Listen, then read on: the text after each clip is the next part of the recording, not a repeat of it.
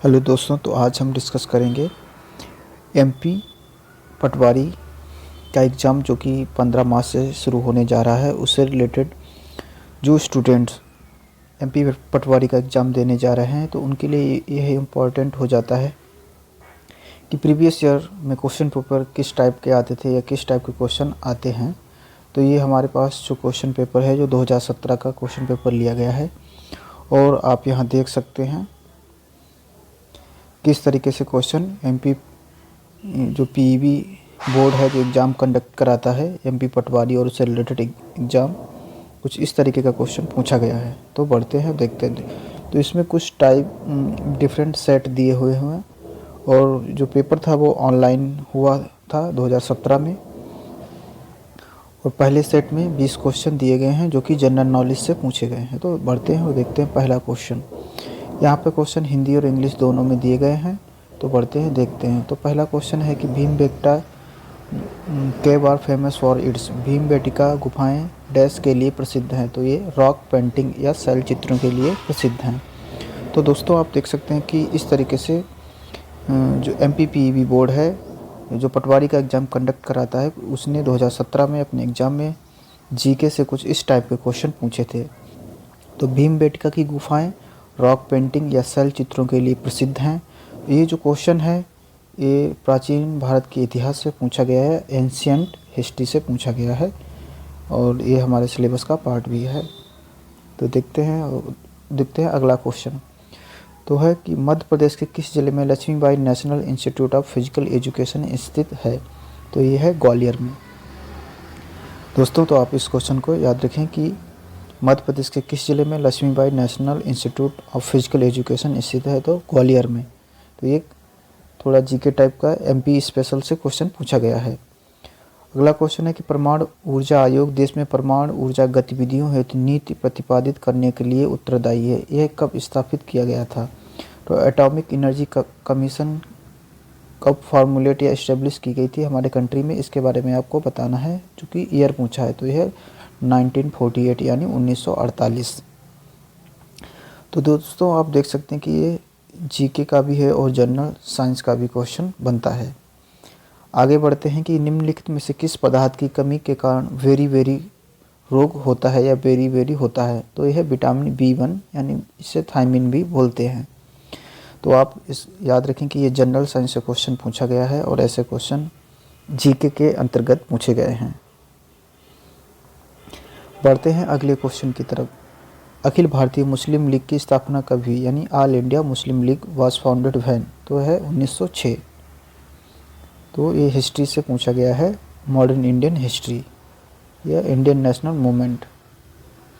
दोस्तों अगला है अंतर्राष्ट्रीय बाघ दिवस प्रत्येक वर्ष डैश को मनाया जाता है यानी international tiger day is celebrated on dash every day which day. तो आपको तो जो टाइगर डे है प्रत्येक वर्ष 29 जुलाई यानी 29 जुलाई को मनाया जाता है। दोस्तों अगला क्वेश्चन है कि हु प्रोमोलेट ऑर्डिनेंस इन स्टेट। राज्यों में अध्यादेश कौन लागू करता है। तो ये बहुत ही आसान क्वेश्चन है। इसका आंसर है गवर्नर या राज्यपाल। ऑर्डिनेंस जो है किसी राज्य में लाने के लिए जो लाता है तो वो राज्यपाल या गवर्नर लाता है। ऐसे ही सेंटर में ये काम जो है प्रेसिडेंट के द्वारा किया जाता है। तो आप ये याद रखें।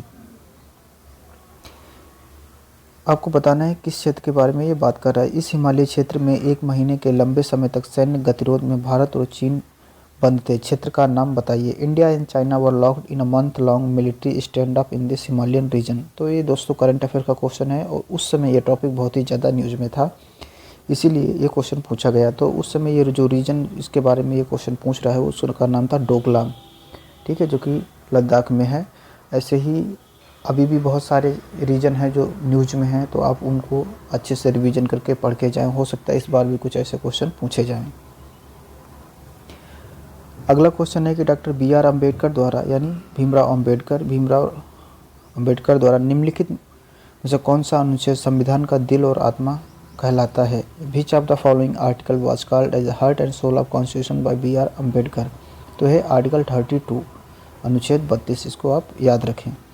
क्यों? क्योंकि इसके अंतर्गत सुप्रीम कोर्ट को स्पेशल रिट्स प्रोवाइड की गई हैं या स्पेशल राइट्स मिले हैं संविधान के द्वारा।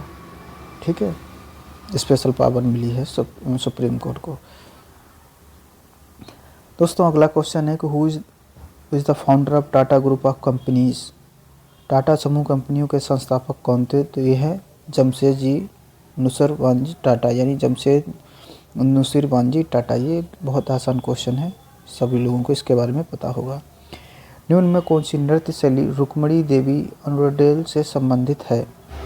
विच of the following dance form is Rukmini Devi Arundale associated with? तो यह भरतनाट्यम। तो आप इनके बारे में याद रख सकते हैं कि रुक्मणी देवी कौन थी और वो किस नाट्य से संबंध रखती हैं।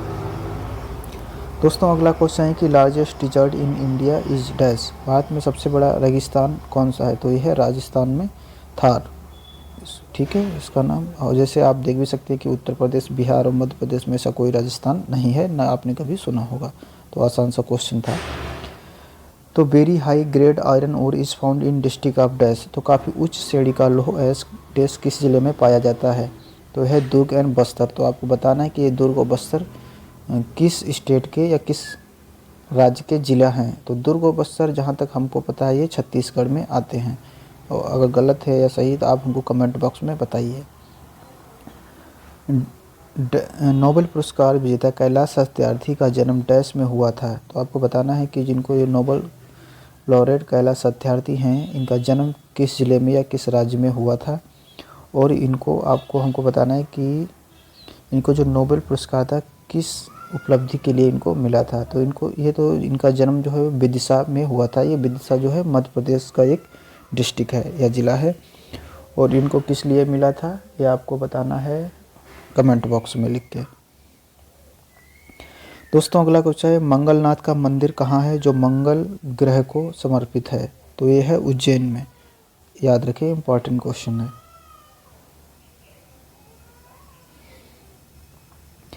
दोस्तों अगला क्वेश्चन है कि महाराज छत्रसाल की समाधि कहाँ है?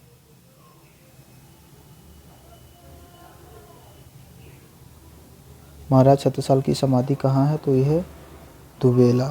दुबेला कहाँ है आप कमेंट बॉक्स में बताइए।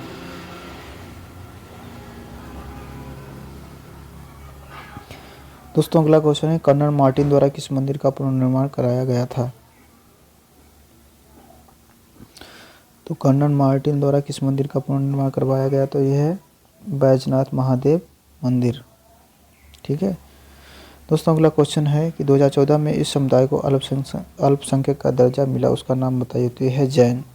ठीक, 2014 में इनको माइनॉरिटी कम्युनिटी का स्टेटस दिया गया था इंडिया में। दोस्तों बताना है कि ओलंपिक में पदक जीतने वाली प्रथम भारतीय महिला पहलवान डैश हैं। तो यह हैं साक्षी मलिक।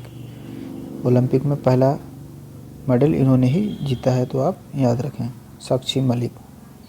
दोस्तों अगला है 2011 की जनगणना के अनुसार मध्य प्रदेश की साक्षरता दर यानी लिटरेसी रेट आपको बताना है। तो यह है 70.6%। आपको याद रखना है। दोस्तों आगे के जो क्वेश्चन है वो जनरल मैथ हैं, जनरल एप्टीट्यूड के हैं।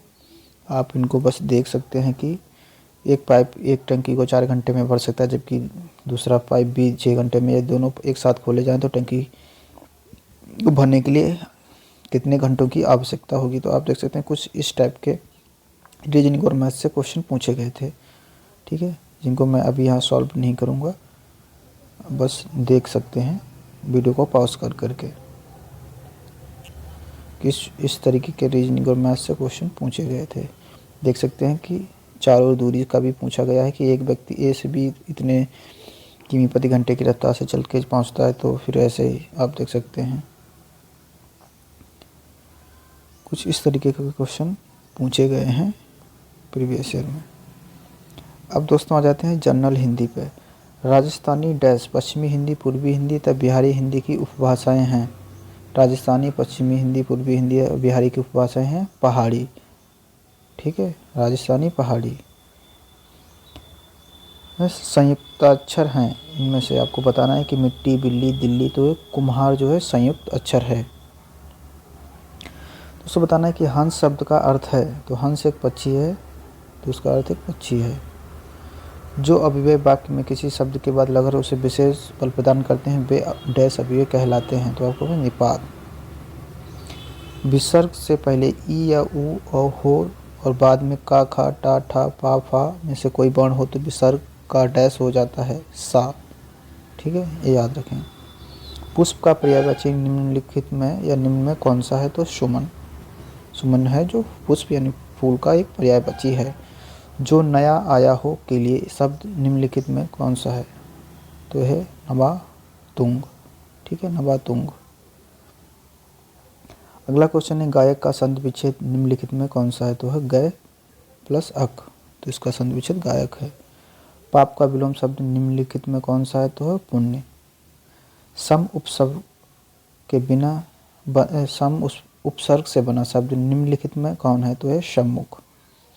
घर आंगन शब्द में निम्नलिखित में कौन सा समास है? तो है द्वंद्व समास।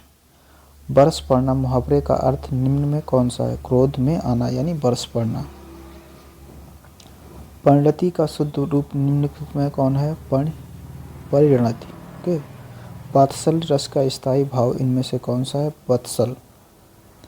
सारी बीच नारी है, नारी बीच सारी, सारी ही की नारी है कि नारी की ही सारी है में कौन सा अलंकार सही है? तो ये संदेह अलंकार, क्योंकि इसमें कुछ पता नहीं चल रहा है किसकी साड़ी है, या नारी की साड़ी है या साड़ी की नारी है। दिए गए शब्द का विलोम निम्नलिखित में से चुनिए। तो वैकल्पिक विषयों का भी सम्यक ज्ञान होना चाहिए। दावानल, इस एक शब्द के लिए उचित अनेक शब्द चुनिए। तो जंगल की आग। जिसका वर्णन नहीं किया जा सके उसके लिए एक उचित शब्द बताइए। तो है अवर्णनीय। अमृत शब्द का अर्थ नहीं है गंगा जल। अमृत शब्द का अर्थ नहीं है पीयूष, सुधा, अमित यानी गंगा जल इसका अर्थ नहीं है। गिरह का समास विग्रह बताइए। तो है गिरह को काटने वाला।